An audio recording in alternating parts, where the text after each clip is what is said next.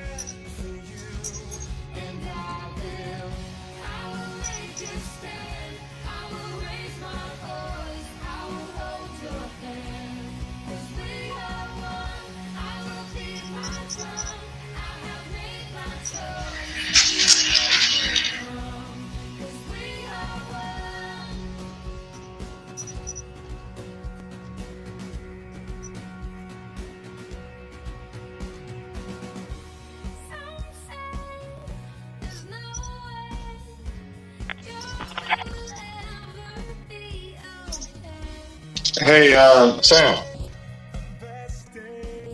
Hello. JR here.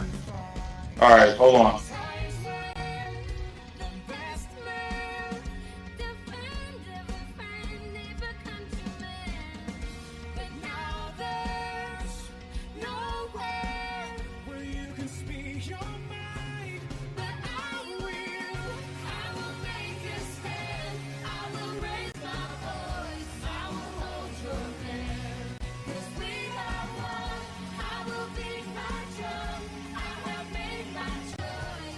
Hello.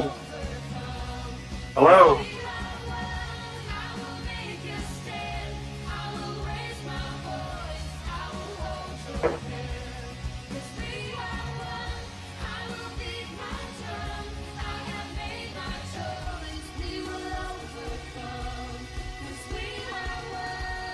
Hello, Mr. Carman, are you there? Yes, JR's here. Mr. Carman's here. All right, JR. Yes. All right, hold on for a second.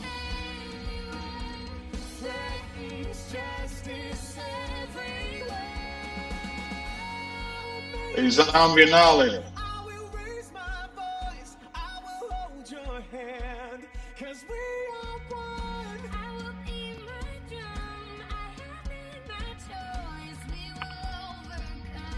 I think how he hears is planning or not.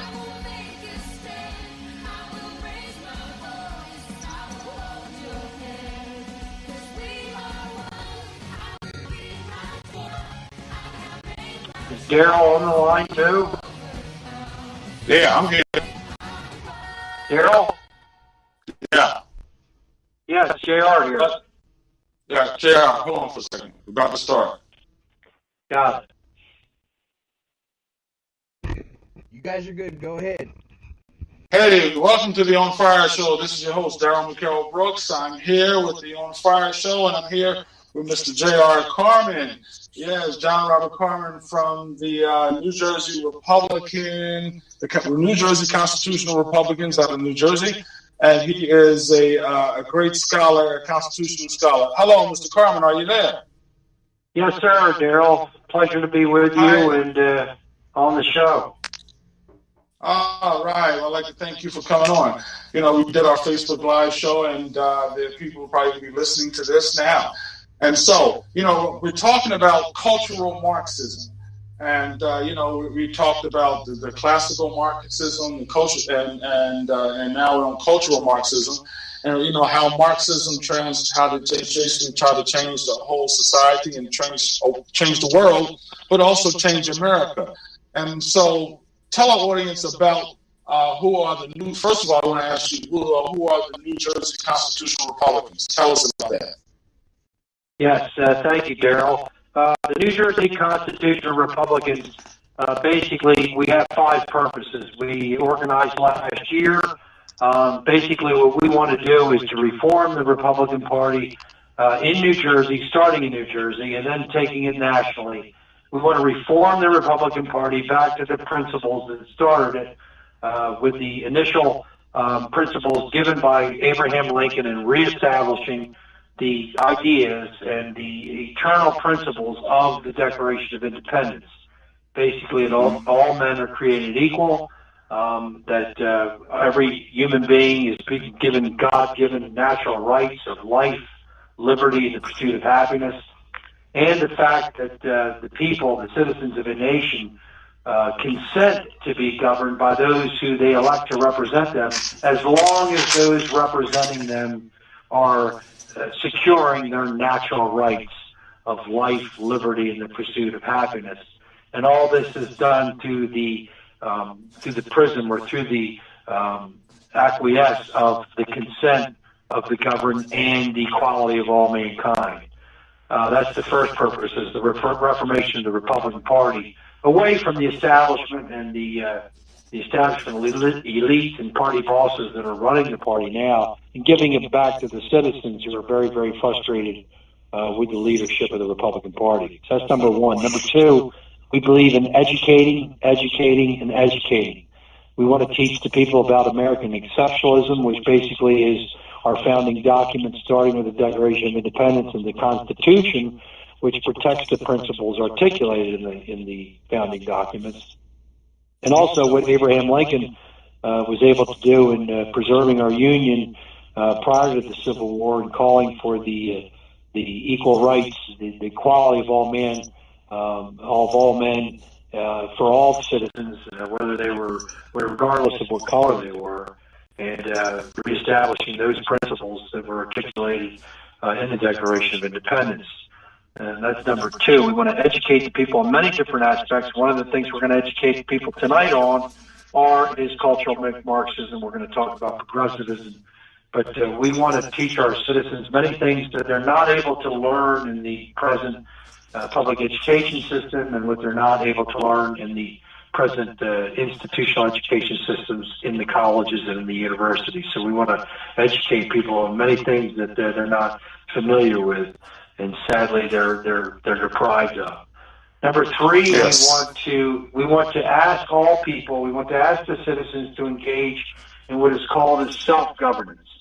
Self-governance means that you are calling your representatives, you have a line of communication with your representatives to where they know your name as much as you know theirs. And that means calling them, emailing them, writing them, having a relationship with your elected representatives, and letting them know what you think of proposed legislation at the state level and at the federal level. Letting them know what you think about bills that are up for vote in our state and federal governments. And also participating in local governance, being a part of your school board, being a part of your township committees, being part of the freeholder offices that are in your local communities, actively engaged. And number 4, we believe in the preservation of our constitutional republic. We are a constitutional republic as the guarantee is given by the Constitution that the federal government would give. In Article 4, it states that the government will give all of the states the ability to be a republic in their nature. That means a representative government and a limited government, meaning that you're electing people who represent you, and they are to represent and to defend your natural rights of life, liberty, ownership of property, and the pursuit of happiness. And that's number 4. Number 5, we want to unify all those liberty-loving and freedom-loving people into one constitutional Republican Party. This would include many of the Tea Party participants, many of the libertarian participants, many of who are in the Second Amendment, very motivated in preserving our Second Amendment rights. Those who are of the pro-life movement, who believe that life, the inalienable right of life starts with conception, which is very important to the New Jersey constitutional Republicans. And all liberty-loving and freedom-loving people into one constitutional Republican Party that will be led by the citizens as opposed to the oligarchical or the party bosses and elites who have been running the Republican Party for far too long. So that's a big list of purposes, but our definition as a constitutional Republican is we believe the Constitution is the mechanism by which we can protect our natural God-given rights that are unchanging in their nature. Okay, that's awesome. Great. So, and I thank you for coming on the show because, to me, you're a scholar, definitely a constitutional scholar, and you know a lot what's happening around the country and around the world, and you know history, which is just so important. So cultural Marxism, tell us how that got started in the world. Right. Well, of course, we talk about Marxism, that we get that from Karl Marx, who was a philosopher in Germany in the 19th century. And basically, he came up with the idea that through the dialectical process, which he borrowed from Friedrich Hegel, meaning that there would always be a clash between one entity or another, and that we've seen this throughout history. And basically what he did is he implied that the workers or the employers would rise up against the or rather the employees, the workers, what he called the proletariat, would rise up in force against the bourgeoisie, who were the employer. Basically, it's the employer or the employee rather rising up against the employee and extinguishing any sort of ownership that a particular employer would have in employing employees to do work. He thought that it was unjust, it was unfair. And incidentally, Karl Marx is really the man who designated capitalism what it is. But up until then, it was basically the fact that a person could agree to work for a certain wage for someone who would pay them that wage, and they were happy to do that.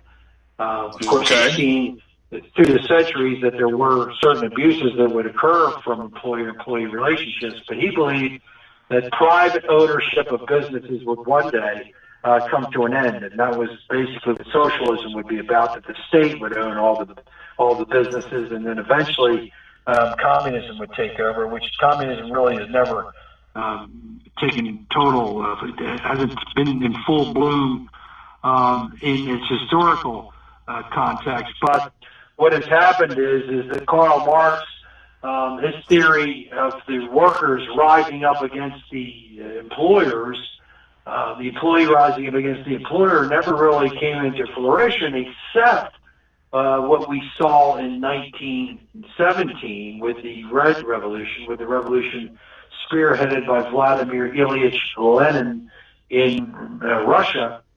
Basically, he led a rebellion against the aristocracy, which was made up of the Tsar of Russia and his royal family. Basically, it was a replacement of the